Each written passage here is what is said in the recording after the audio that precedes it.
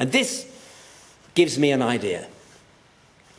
Phytoremediation, from the Greek, phytoremediation means the use of plants to remedy the soil, to recover contaminated soils.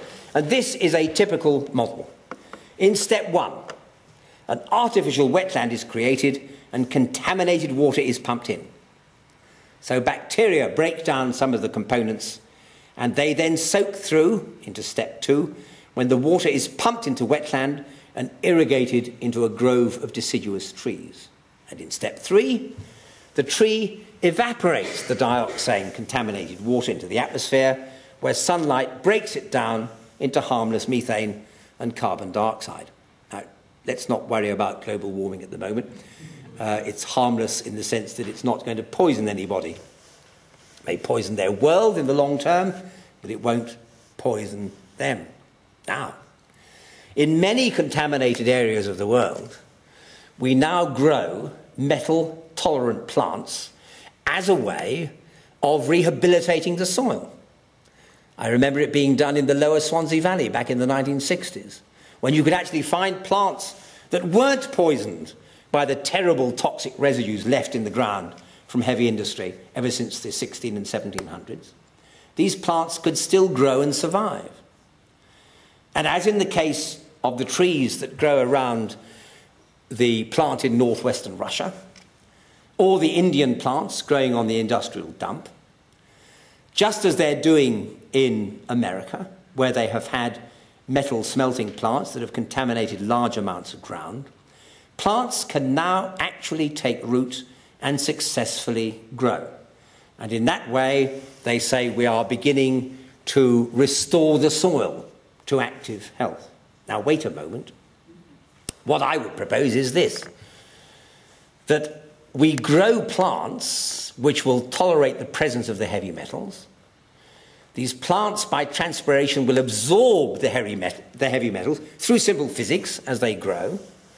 And then, through the process of excretion I'm positing here tonight, they will pump those heavy metal ions out from the plant body into the leaves, where the leaves are abscised and shed to the ground. And this is the good bit. A month or so later, you go into the woodland and you pick up all the leaves in giant industrial scoops.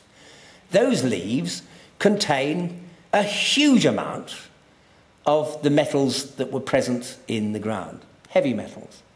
And in my view, you could take the leaves away and you could smelt them and refine the metals from them, and not only purify the soil, but have a second go at the metals that you had recovered through the phytoremediation by the trees of contaminated soil. So we might have here not just a new method of understanding what trees do at autumn time, but it seems to me that it's a perfectly viable method for actually using these properties of trees to remediate soil and to remove heavy metals from the soil and to recover the heavy metals from the leaves. And so how much interest is all this? Well, it is still remarkable how little interest is shown in plant excretion. Plant nutrition, 600,000 pages. These are the first few. Plenty on plant nutrition, if you care to do a Google search. Plant metabolism, 116,000 pages on the World Wide Web. Plant reproduction, 191,000 pages. Plant respiration, 62,700 pages on the web. Let's do the widest ranging search you could and just put plant leaf fall. And we get, just look at that, ladies and gentlemen, 26 million sites. I'm terribly happy that ours turn up well up at number 6 out of the 28 million. That is indeed quite gratifying. But compare that with the number of sites on plant excretion, 302. Only 302 pages compared to 28 million. Only 302 pages in the world on plant excretion. Yes, I am aware that these occur here too, and I'm delighted that they do. But nonetheless, it is extraordinary how little interest is still shown. Excretion is one of those fundamental concepts that all living things have, and it doesn't seem to have dawned on people en masse that plants need excretion too. And is there a general principle here? This was a thought that I left with those people in 1986. Because petals and sepals are also shed as plants grow. The sepals are shed after the plant has undergone the metabolically active phase of producing flowers. The petals are shed when the flowers have undergone the metabolically intensive phase of reproducing. And it suddenly occurred to me that we have a general principle here, that an organ of the plant drops off, containing metabolic wastes, every single time that the plant does anything energetic. If you look at the seeds of plants, look at the nuts, and of course you always find that as these nuts are produced, that bits are shed from them. And so I feel that one can posit a sort of a metabolic principle for plants, that a major metabolic episode in vascular plants is always accompanied by the loss, by abscission, of an excretophore, a sepal, a petal, a leaf, a husk, a shell, whatever else it may be.